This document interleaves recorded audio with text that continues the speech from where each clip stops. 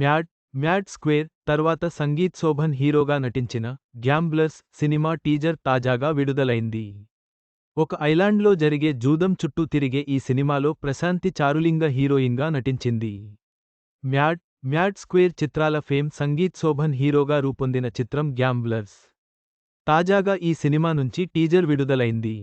ఒక ఐలాండ్లో జరిగే జూదం చుట్టూ ఈ మూవీ కథ తిరుగుతుంది.